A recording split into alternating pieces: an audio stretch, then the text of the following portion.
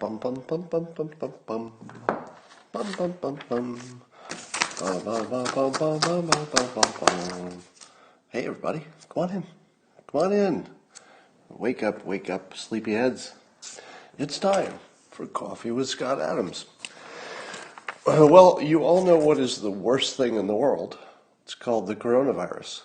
Worst thing in the world. But what's the best thing in the world? You're there. It's the best thing in the world. It's called the simultaneous sip. Doesn't take much to participate. Not really. Not much. All you need is a cup or a mug or a glass, a tankard, chalice or stein, a canteen, jug or flask, a vessel of any kind. Fill it with your favorite liquid. I like coffee. And join me now for the unparalleled pleasure, the dopamine hit of the day, the thing that makes everything better, including the damn pandemic. It's called the simultaneous sip, and it happens now. Go.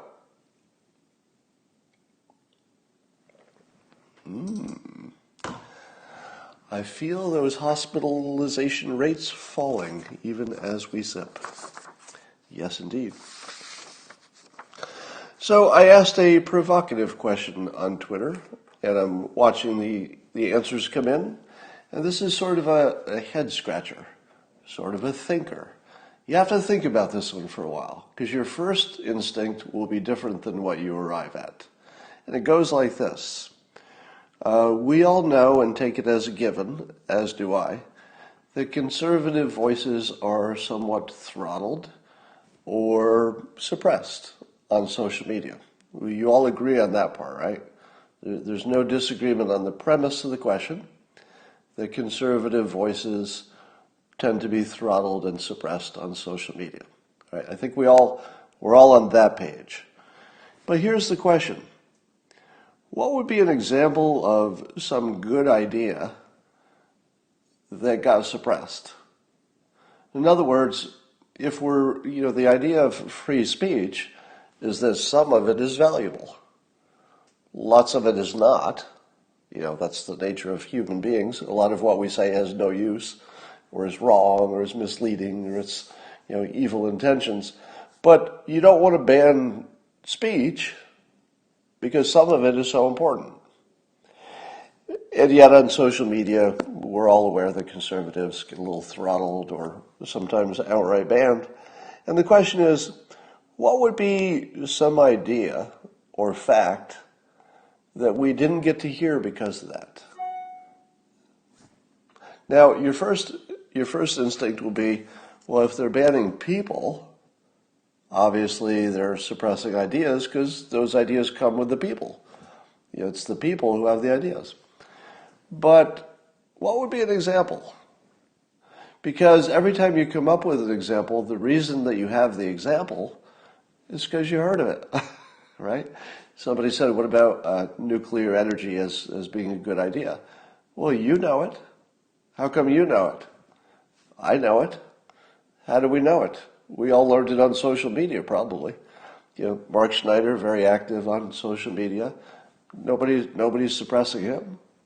Or let me put it this way. I don't know if his tweets are as visible as anybody else's, but do you know any conservative who is not aware that nuclear energy is a good solution? I don't. I've never even heard of one. The efficacy of vaccines. Efficacy? Well, you're talking about the danger of them, aren't you? Or are you really talking about efficacy? Anyway, the point is, if you can list something that you think was suppressed, was it suppressed? Was it? Right? Because if you know about it and other conservatives know about it, was it suppressed? Here's the theory that I'm working on. That you can't suppress good ideas in the long run. Now, I'm not saying that the situation as it stands is good. I would like to see it fixed too. Now I see people mentioning specific people, but let me be very specific. My question is not about people. It's not about people. I acknowledge that individuals are getting banned, and so those individuals have less options for free speech. But if you were to take all of those individuals, what idea is it that they're promoting that you've not actually heard? Now, of course, it's as someone pointed out, it's a trick question. It's sort of a trick question. Because if you've heard of it, well, how banned was it? It wasn't very banned if you've heard about it. And if you haven't heard about it, how would you be able to list it? So there might be something that you've never heard of that's been banned. But how would you know? So if you think that I'm going for a specific outcome, I'm not really. It's just an interesting thing to think about. And my starting hypothesis is that good ideas always do travel. Good ideas always travel. That's the Scott theory. So if you think that social media could stop a good idea, I would say you're going to need some examples. Because there may be things that got slowed down a little bit, but I don't think you can stop a good idea. Think about all the ideas that I've suggested on social media. A lot of them, right? If you've been watching me for a while, it's mostly what I do. I talk about this new idea or that new idea. And much of it is, if not most, is in some way directly or indirectly good for President Trump. So how throttled am I? If I have an idea, can I get my idea to the people who I want to? I think I can. I believe that all of my ideas can go wherever I want them. Can you think of anything I've ever suggested that got throttled on social media? Now, the best example that I saw in the comments was asking the questions is the Find People hoax. Now, the Find People hoax is 100%, no, that's not true. I'd say among conservatives, maybe, what would you say? I'd be looking for your opinion on this. Maybe half of conservatives know that that's a hoax because it was so widely reported as true that even Republicans probably didn't know it was a hoax until some of us started hammering on that. So for the past, 3 years, you've watched me, Steve Cortez, Joe Pollack, among others, debunking the Find People hoax. The articles all get published. When Steve Cortez does a PragerU video about it, I think he got 6 million views. When I don't know how many views Breitbart gets, but they're publishing the stories. I'm tweeting them. You see my tweets. I have, let's see, let me check my number of users. I have 435,000 users. And this week, the president retweeted me 4 times. The president of the United States. So how shadow banned am I if the president of the United States is retweeting me 4 times this week? Not very much, right? Now, you could argue that some of my tweets were less visible, and that's probably true. You know, the algorithm was biasing against me. Maybe I should have 1 million followers by now instead of 435,000. But ask yourself this.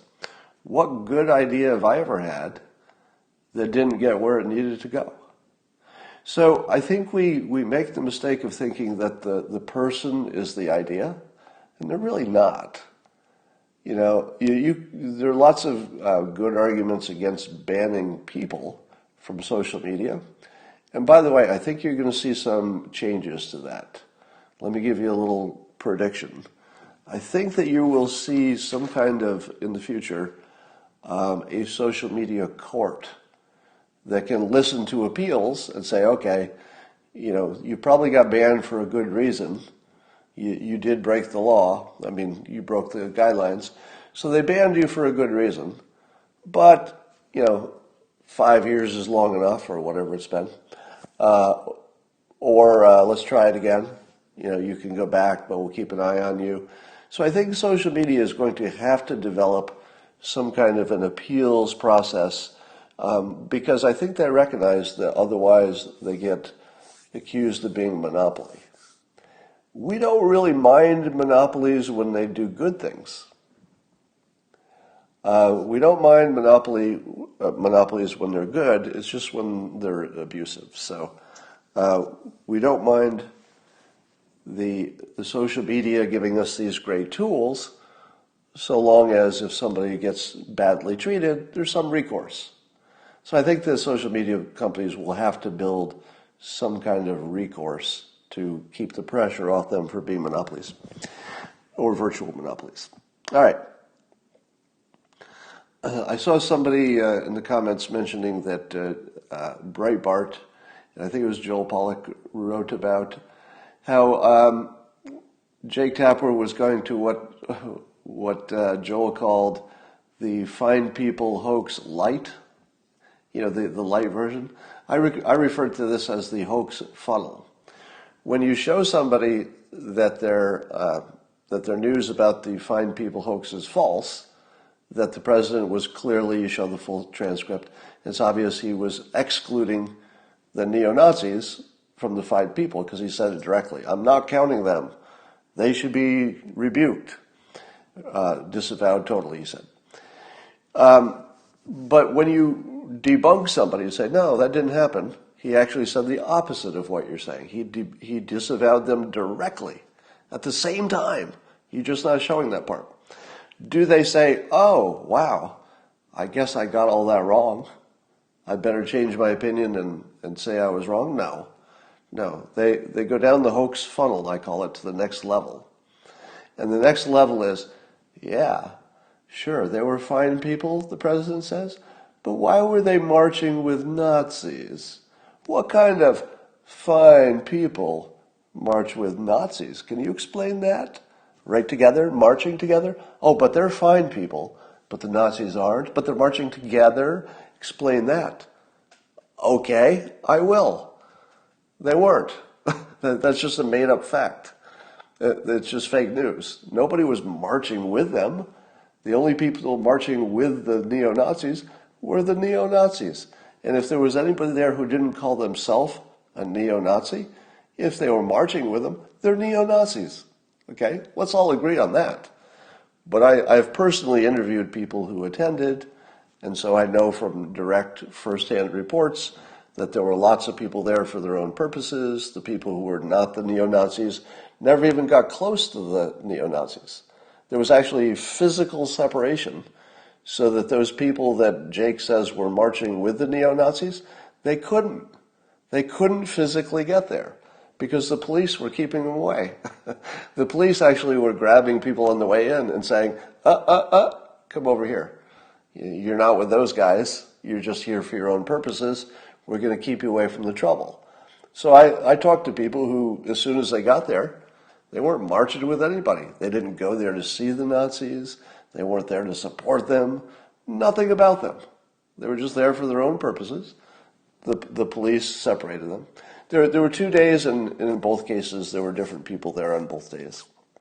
But some of that does get confused about what day it is, etc. Anyway, point being that the Find People light version is the fake news that the so-called good people were marching with the bad people. It just didn't happen. Literally never happened.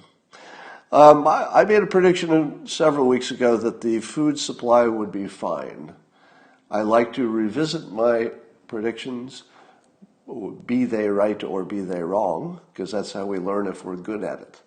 So I told you that I have enough knowledge of the food distribution network. I used to own a couple of restaurants, and I worked in that food services businesses for years. And my sense of it was that you could not easily, but reliably, nothing's easy, but reliably, you could keep that going. You could lose specific parts of it, but it's so redundant and so strong. I said, we're not going to starve. So far, so good, right? I've not heard of anybody going hungry, like literally hungry. Have you? And I don't know why. Are we so good at, we're seeing these long lines for food, but we also don't know how long you sit in those lines. If there's a long line for food and the line moves pretty quickly, I don't know, is that a problem?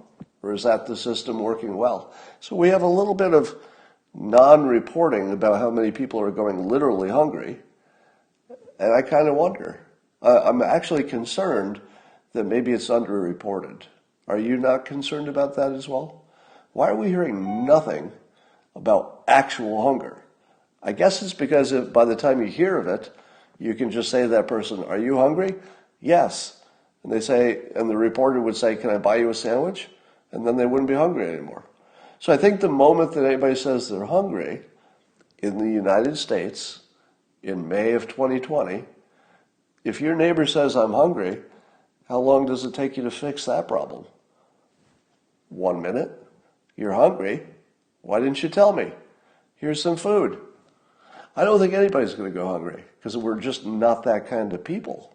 And the problem isn't that deep because people are still buying food. So I think that so far, it's still early, but so far my prediction that the food supply would be secure seems solid. Would you agree, by the way? Big lineups at some food banks, yeah. There are big lineups at food banks, but the good news is there are food banks. And I have not heard that the food banks have literally run out of food. I've heard them saying, we better get more and we could run out. A shortage doesn't necessarily imply hunger, correct? Every city has a food bank. Yeah, it looks like this does look like one of the success stories. And when something doesn't break, there's not as much a story about it. But think about how remarkable that is. Think about how remarkably, it's easy to focus on all the stuff that went wrong, and I'll talk about some of that. But think about the fact that this is this global problem, and society was smart enough to immediately say, okay, these things are critical. We're not going to let this break. This is critical. Our medical facilities, our food supply. I think we did a good job on priorities. I think we did a good job on ventilators, food, keeping the hospital from getting crushed. In my opinion, the United States just killed it. I shouldn't say kill, but I think they crushed it in a lot of ways, from setting priorities to make sure that they're taken care of. In a lot of ways, the United States was very, very competent, not necessarily the government. I'm not saying the government did all this. I'm saying that people, just Americans, are very competent about a lot of stuff. It's impressive. So Trump said on his town hall last night, by the way, if you didn't watch the town hall, the Fox News town hall, it was set in front of the Lincoln Memorial, which is an impressive background. But then they had the issue of social distancing, so the president had to be far away from the hosts, etc. And I just want to give a shout out to the producers at Fox News, because we always talk about the on-air talent. But I've said this before, but man, it is just so striking that the producers at Fox News are just really good. Have you noticed that? Yeah, did you see the visual of how that looked? It was a very tough thing to light. It was a very tough thing to get the look right because of the social distancing requirement, and I think they nailed it. I felt like somebody says they had you're right, they had a terrible lighting on Trump's face, but I feel like that was the natural light. I feel like you're right. Trump's face was not well lit. He looked, there was a moment I noticed that. But if you looked at the entire set, the entire event, really well done, I thought. So I just want to give a shout out to the producers because they don't get that much credit. But the Fox News producers are just so good. Let's talk about people not paying rent or mortgage. I said last night and I'll say again, if you lost your job, don't pay your rent and don't pay your mortgage. And I think you're going to be okay. Now, you shouldn't take financial advice from cartoonists, so let me tack that on the end of everything. But it's generally true that if you were the only person who lost your job and you didn't pay your rent or you didn't pay your mortgage, you're in a lot of trouble. You're in trouble because you lost your job, but you're in trouble with your landlord or your bank. That's trouble. But if 50 million people, or whatever it is, don't pay their rent and don't pay their mortgage, that's not their problem anymore. That's the bank's problem and the landlord's problem. Now, if the landlord owns the building outright and has no mortgage of their own, well, how much are they going to be hurt by losing a few months of rent? Quite a bit. In terms of cash, quite a bit. But if they own the building, and after 3 months people start paying rent again, probably be okay. Probably. And how about the banks? Let's say the landlord had a mortgage, or people didn't pay their mortgage for the banks. Could the banks survive? Well, here's the interesting part. They have to. There's nothing that would there's nothing that would allow us to let the big banks fail. It would be too catastrophic. So the government will, backstop the banks. And so you'd be pushing all of the problems of you not being able to pay your rent, you not being able to pay your mortgage, this guy. Instead of all these individual problems, it gets summed up and shoved over to the banks. And the banks are in the best position to absorb enormous problems because they have the government of the United States making sure that they can. So that's probably just the most efficient way to handle the problem, is to not pay your rent. Don't pay your mortgage. As long as 50 million people are doing it at the same time, I think you're going to be okay. I would like to commit here in public that should there ever be a situation that comes up, I don't know how it would, but if I'm ever checking anybody's credit and it doesn't look so good, and they tell me, yeah, the reason my credit score doesn't look so good is that I didn't pay my rent or my mortgage for 3 months during the coronavirus, I'm going to say, cool. You're good with me. I don't care what your credit agency says about you. That's their problem. But if the reason you didn't pay is because of the coronavirus, doesn't count. Your credit is good with me. So that's all I can commit to. I can commit that I will never hold you responsible for not paying your rent or your mortgage. But use your judgment. All right.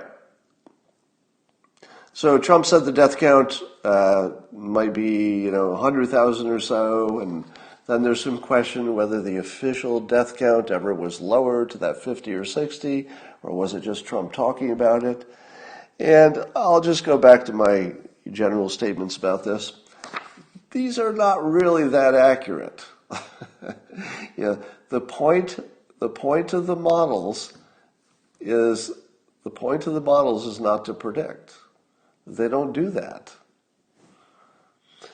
Who said, ugh, pathetic? What is pathetic? I don't know. We're not going to find out because I hate that word, so I'm going to block you just for making a general unpleasant comment. If you're going to argue about the estimates moving from 40,000 from 1 million to 100,000 to 200,000, then 60,000, and maybe it's up to 100,000. If you're saying to yourself, hey, it's almost like those projections are not reliable, then I think you should tell yourself, that's not what they're for. They're just trying to tell you there's this giant range, and you could be closer to the bottom or closer to the top depending on what you do, but that's all they can tell you. And in my world, 60,000 and 100,000 are basically the same number for model purposes. They're in the same range. They're basically the same. So if it's 60 or it's 100,000, 98% of the country is going to say, well, you got it wrong. And I'm going to be the 2% that says, no, that's not how models work. They got it right. Because you said it could be anywhere in this range, and it was close to the range. Good enough. All right. Do you know that we still don't know why other countries are doing better or worse than us? Can you believe? Can Can you believe that somebody's asking, how do I know the person you blocked wasn't remarking on something else? I don't. So let's see, why don't we know how other countries are doing? And, I talked before about there's an account on Twitter that I don't know is credible. I've got my questions about it. I'm not sure I trust it. But on the other hand, I don't have any reason not to, because I've sort of asked in public for anybody to debunk it, and I haven't seen it yet. But the account simply tweets good news about hydroxychloroquine. Now, I don't know, maybe it's somebody involved in the industry, somebody who just cares about it, I don't know. But they purport to be tweeting other people's information, other countries' results, etc. I just don't know how accurate it is, so it bothers me. But since it hasn't been debunked in a way I've seen yet, I'll point it out and ask you to be skeptical. But here's one of the claims they make. Apparently Israel is doing great. So Israel, if you were to believe the numbers from this one account, please fact check me, that Israel is doing really, really well containing the virus. And according to this account, they also give people hydroxychloroquine early on as soon as they've got a suspicion that these people have coronavirus. So, is that it? Is the reason that Israel's having a good result because they have more generous hydroxychloroquine prescriptions? Well, let me add this to the mix. Do you know what the biggest company in Israel is? Anybody? What's the biggest company in Israel? I'm not positive, but I think it's Teva. T-E-V-A. Teva is, if it's not the biggest, it's one of the biggest. I think it's the biggest. And Teva makes, among other things, hydroxychloroquine. Check me on that, right? You fact check all this. But I believe that Israel lives in a country where their biggest company in the entire country makes hydroxychloroquine.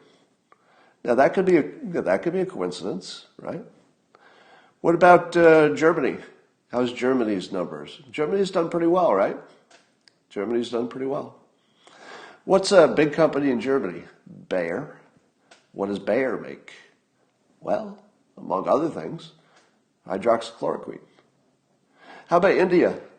People are saying that for some reason India isn't getting hit that bad. What is the country that makes the most hydroxychloroquine that we consume in the United States anyway? India. So I don't know if there's a pattern here yet. But the three countries that I know of, and I think maybe you could add China to that, right? Because China probably has at least access to hydroxychloroquine. If they don't make it, they probably make it too, someplace. But I would like to see somebody comparing all the countries that are using no, not even the countries that are using it.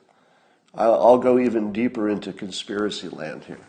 I'd like to see a chart that shows the countries that own, in other words, they have a hydroxychloroquine factory, manufacturing, let's call it, in their country.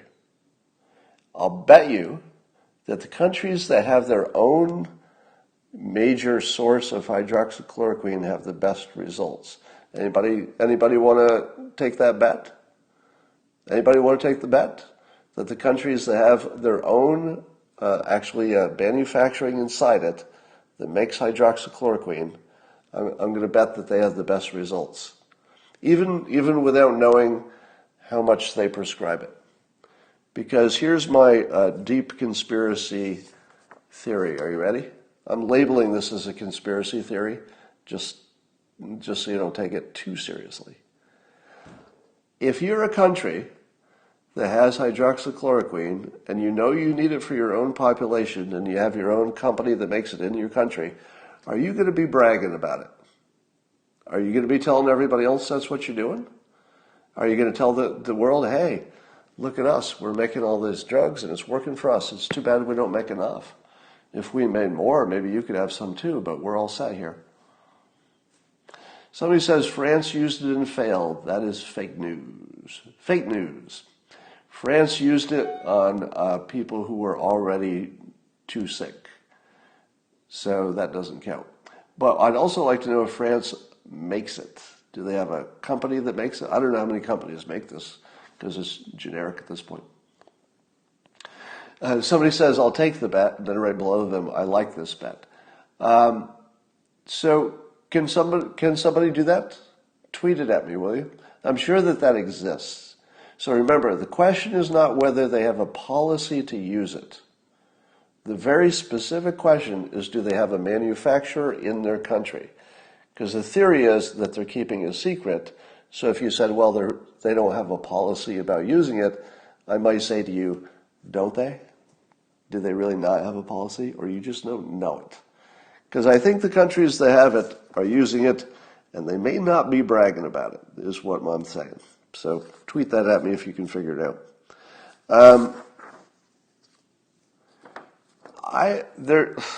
I'll give you the bad news and then the good news, okay? As I've said, the president let's say the country and the government did a great job on making ventilators. I give them an A+ on ventilators. Now, it turns out maybe the ventilators are more bad than good, some doctors are saying. Maybe it's killing people instead of saving them. But at the time that they needed to be made, people assumed they were vital, and I think the country responded. Very good success story. But I would say this about ventilators. Even though the product itself is complicated and hard to make, it's very easy to understand if one exists or it doesn't. And that was really the question, right? Do we have enough ventilators or do we not? It was kind of binary. You have enough or you don't. So I think the government was capable of wading into that situation because it was simple. Can you make them? Yes. Do we have enough? Not yet. Why don't you make some? Very simple situation. Now imagine the government getting involved with test kits. Do you know how many test kits there are? There are hundreds of companies that make hundreds of different kinds of test kits that don't use the same processes, the same equipment, the same anything. Now imagine the government trying to talk to corporations that know they can make immense amounts of money if the government sort of agrees that they're capable, because the government would be giving them the money presumably for these test kits. So the government goes in, and let me do this in a one-act play. I will play the government, and then I'll also play the role of the corporation they're talking to that says, yes, we can ramp up and make tests for you. And it goes like this. Hey, I'm the government company. Can you, I hear you can make some test kits. Can you make some test kits? And the company says, yes, we can. Yeah, we can totally make those test kits. Probably 1 million a week. And then the government says, great. So you have like all the supplies and everything you need to produce 1 million a week? Well, no, we don't have the supplies, but we can get them. So you can or you cannot make 1 million a week. It sounds like you don't know. We can totally do it. Absolutely. Just give us a big check and we'll be making those test kits. All right, here's your check. I'll check with you back in a week to see how you're doing. Takes the check back in a week. How are those test kits coming? Well, we ran into a problem. Turns out we can't get the certain supply, but we're working on it. Well, how long will it take you to get that supply? Oh, probably just a few days. We'll have this taken care of. I'll come back in a few days. A few days later, yeah, it wasn't what we thought. We got some, but they're defective, so we're trying again. Now imagine the government trying to deal with hundreds of corporations who are, wait for it, lying. They're all lying. How could the government sort out all of these corporations and startups and everything with their test kits when it's all super complicated and they're all lying? How do I know they're all lying? Because I've worked for big corporations. It was my job to lie.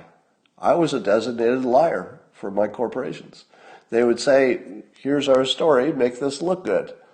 And I'd say, all right, I'll give you a tweet deck, or not a tweet deck, but a slide deck in a couple days, and it's going to tell your story. But corporations don't tell the truth. They tell you a truth that they hope they can make work somehow. They all overpromised. So in the case of the ventilators, the government can say, can I see it on the test bench? Can I see your production facility? If I can't see it, it probably doesn't exist. Can I see a ventilator? If I can't see it, it's probably not real. So with ventilators, I think the government had a little bit of ability to manage the situation.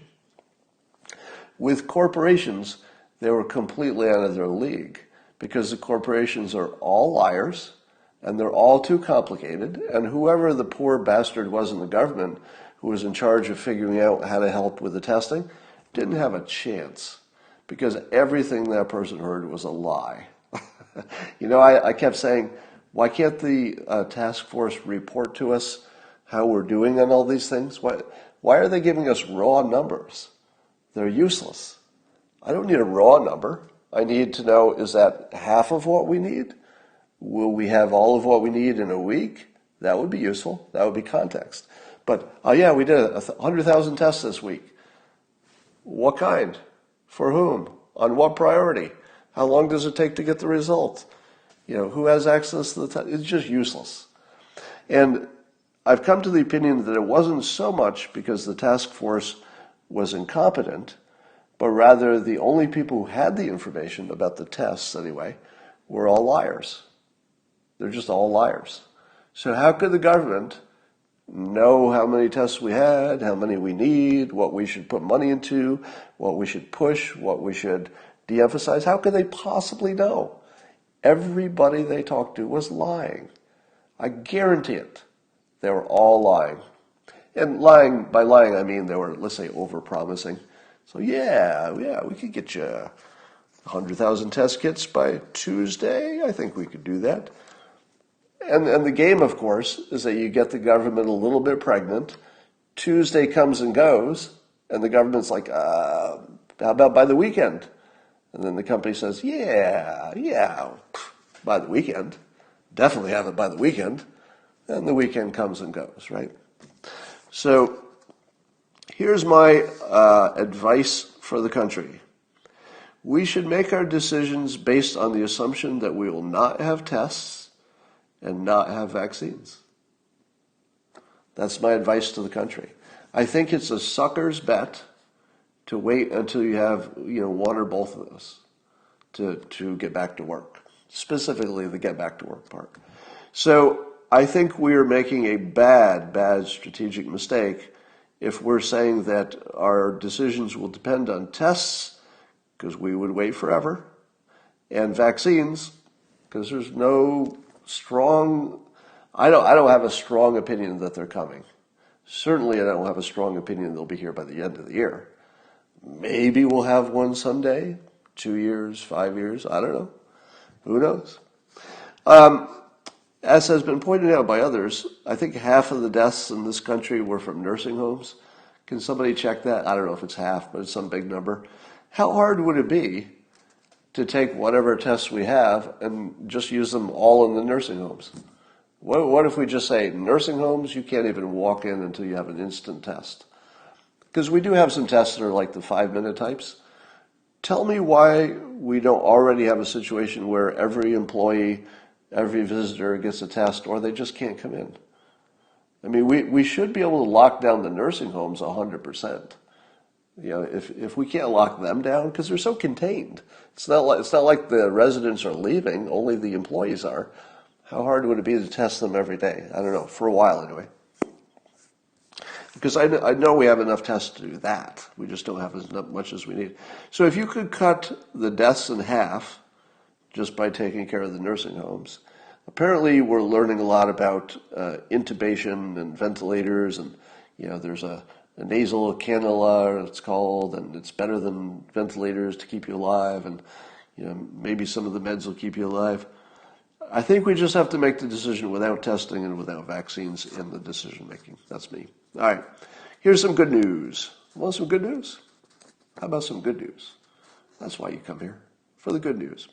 So I didn't notice until this morning that apparently Ivanka Trump had retweeted one of my tweets from 2 weeks ago, in which I had said that the coming 2 weeks, which is we're sort of at the end of it now, that there would be immense breakthroughs and creative inventions and entrepreneurial breakthroughs, and it would be breathtaking. Did that happen? Do we have breathtaking news of new advancements? I would say yes. We don't know which ones will actually move the needle, but man, there's a lot of advancements. Here's some fun ones. Apparently, antibodies are not created equal, according to Dr. Sanjay Gupta, that you might have weak antibodies or you might have strong antibodies. It could vary by person. But if you find somebody who had really good antibodies, somebody who just, whacked the coronavirus with their own body without any help, you can find the good ones, and you can take them out, and you can put them in the test tube, and you can see how quickly it kills the viruses. So you can test very specifically whether your antibodies or mine are the good ones. And then you take the good ones, and then there's this process called monoclonal antibodies where they can clone the best antibodies. So you find who has strong ones, you clone them. What's the problem with that? The problem is that it's expensive. But how much would rich people pay to get super antibodies? A lot. So usually the way you solve things that are too expensive is you sell it to rich people first, overcharge them because they're willing to pay. We used to call this the dumb rich, the stupid rich category, because they'll overpay for stuff. In business, we call them the dumb rich. And the dumb rich will buy it, and then it can drive down the price for people who follow. I would overpay for monoclonal antibodies. So if you could give me some really, really good antibodies tomorrow, I'd pay a lot for that. And if I have to overpay, because I can afford it at the moment, if that brings down the price for other people, suppose you told me I had to pay twice as much so I could fund somebody else to get it too. I might do that. Well, I definitely would do that. So there may be a way that this monoclonal antibodies could be like the magic bullet, but there could be some issue with scaling it up. I don't know what that is, but it sounds like an engineering problem, doesn't it? Here's a little advice for you. If you're trying to predict the future and you've got scientists saying, hey, I think we can do this, versus an engineer saying, hey, I think we can do this, which one is reliable? The scientist who says, yeah, I got a good feeling this will work, or the engineer who just has to build something with known technology? Always bet on the engineer. So if it turns out that these monoclonal antibodies are a big deal, probably the problem is making enough of it inexpensively. That feels like an engineering problem, not a science problem, right? If it's an engineering problem, you could be amazed how quickly and efficiently that gets solved. Because I don't think anybody is really working on it up till now, because there hasn't been a big need for it. But if we need these monoclonal antibodies and the only thing preventing us from having enough is engineering, I tell you, engineers are the most underappreciated skill. Somebody says, yay, us engineers. Engineers are the superstars of civilization. Scientists get all the credit, right? Because they do the sexy discoveries, and you can have scientists who are famous. You don't have as many famous engineers. But engineers are the ones who build society. They take the science stuff and make it work. So if the only thing keeping us from solving this is engineering, we're in good shape. That's the problem you want. The problem you want is the one where you've got all the money in the world to solve it, because we would just open the wallet for anything that worked. All the money in the world, all the attention, focus, priority in the world, and the only thing you need is engineering. That's good news. That's the best news you'll ever hear. Because if it's down to the engineers, you win. Because the engineers know how to do engineering. They know how to do this stuff. All right, so that's good news. Here's some more good news. I had told you, some of you might remember, that after 9/11, the government challenged its laboratories to find a quick way to quickly, inexpensively test biological agents in the field. So the task was to create something portable, inexpensive, that you can make a lot of them, and you could easily test if there was some suspicion of biological warfare or anthrax or something, you could just quickly test people in the field. Now, the technology that was developed to do that is licensable to private companies, because when the government invents something, they make those licenses available so that they don't have a monopoly on it. And I'd seen a bunch of startups that were using that very technology, and this was a few years ago. So I can imagine how much how much better it is now. So here's the news that DARPA, the U.S.'s most advanced military agency, has designed a coronavirus test that can identify people before they become infectious. Before they become infectious. And I think it's a quick test as well. And it's described as a potential game changer. Of course, we say that about everything that sounds good. And it came from a project at the Defense Advanced Research Project, DARPA, that was initially designed for diagnosing those who had become poisoned by germ or chemical warfare. I think that's what I was talking about. I think this is the technology that came out of the 9/11 and the anthrax worries, etc. It's the one I was waiting for. And I assumed that some of the startups that are doing stuff were using that technology, but and it was repurposed for the coronavirus, blah, blah, blah. So it may be able to detect the presence of the virus in as little as 24 hours after a person is infected. Unbelievable. Who makes these devices? Engineers. Engineers. Right? We have a problem that is completely susceptible to engineering. And it has now been reduced to an engineering problem.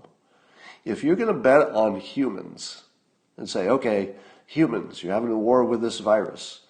If the humans' best fighters are the scientists, you don't know, right? Scientists might invent something in time, they might not. But once you've moved the fight over to the engineers versus virus, it's over. It's over. The engineers are going to crush the virus. It might take a little time, but it's guaranteed. Once the engineers are the main fighters, it's guaranteed. All right, here's something else interesting. A program at the University of Pennsylvania's School of Veterinary Medicine, they're training dogs to sniff the virus. And apparently there's reason to believe that that's doable.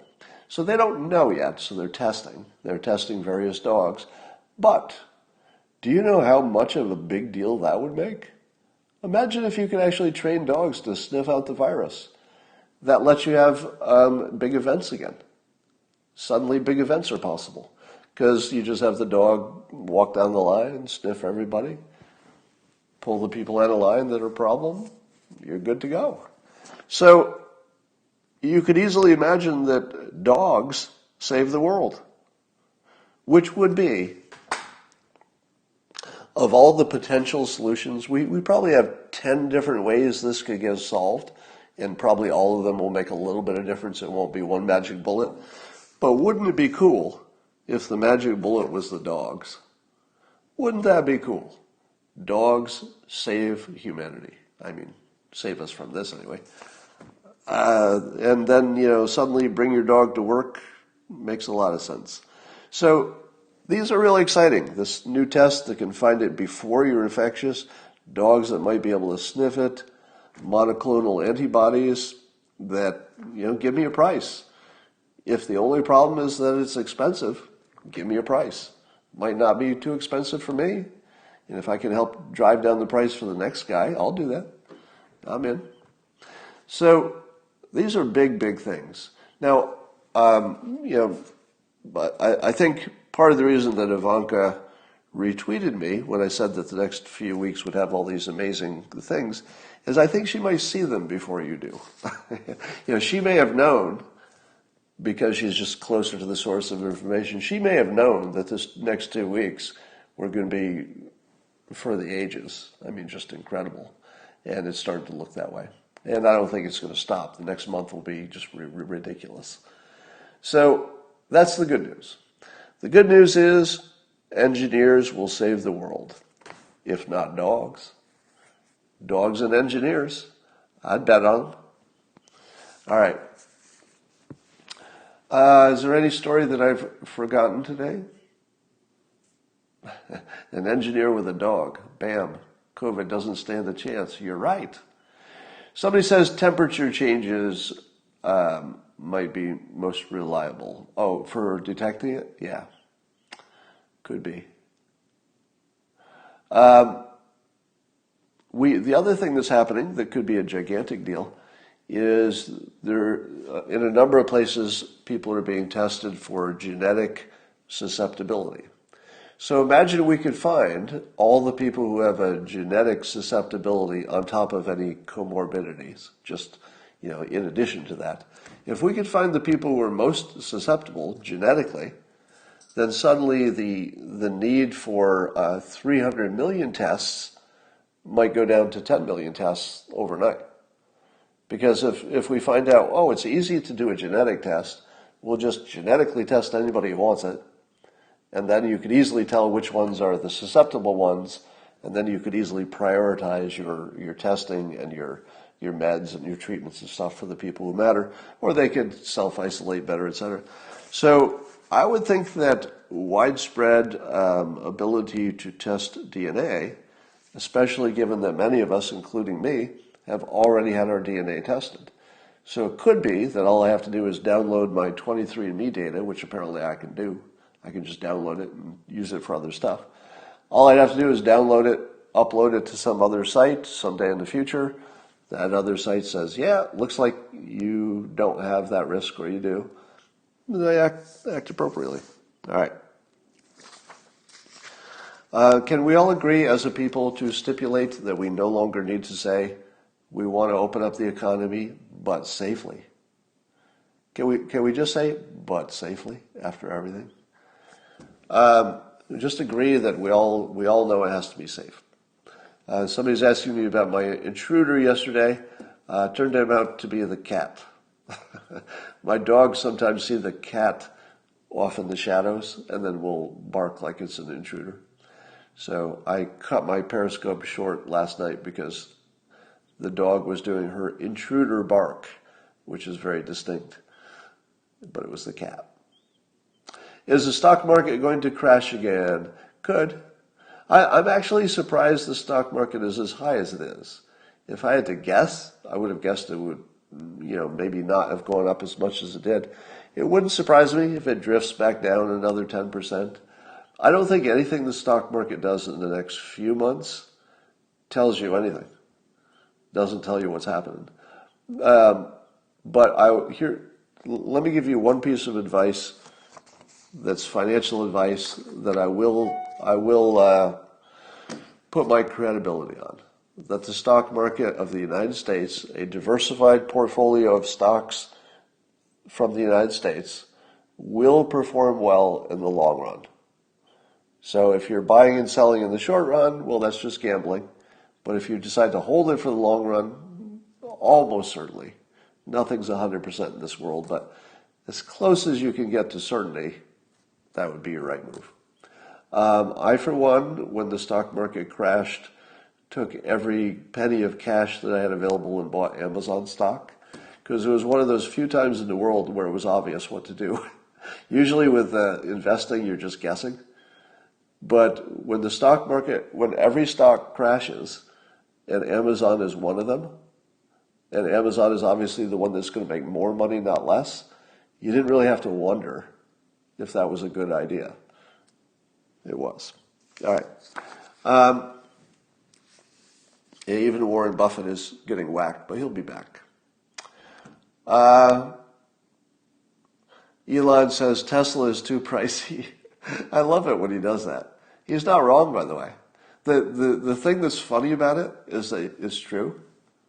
That when Elon Musk says these prices overstocked, it's probably true, right? Probably.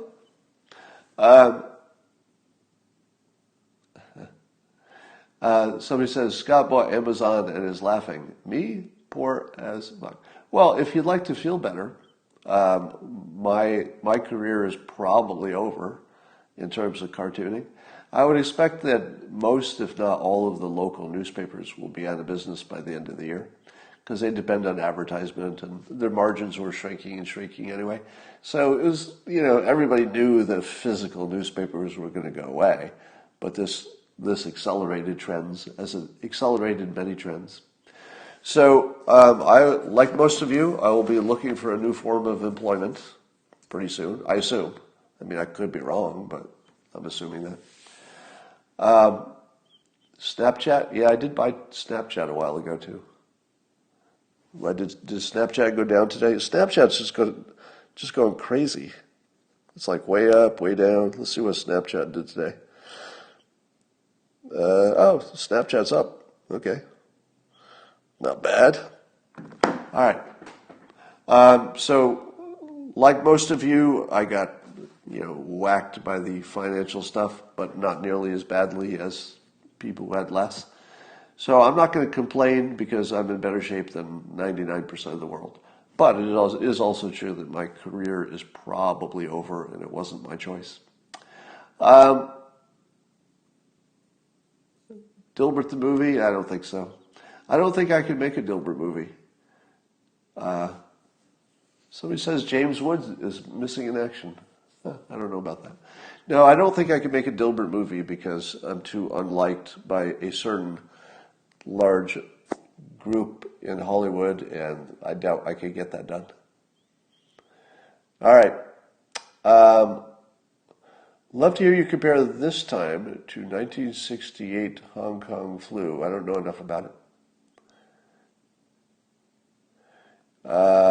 Just looking at your comments. All right. Do you ever get speaking engagements anymore?